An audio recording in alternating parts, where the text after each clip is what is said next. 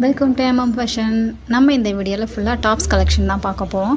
First பார்த்தீங்கன்னா நம்ம வந்து ரயான் ஃபேப்ரிக்கில் ஃபுல்லாக ஃப்ளோரல் பிரிண்டில் டாப்ஸ் பார்க்குறோம். இதோட விலை பார்த்தீங்கன்னா உங்களுக்கு 150 ருபீஸ், 150 ரூபா மட்டும்தான்.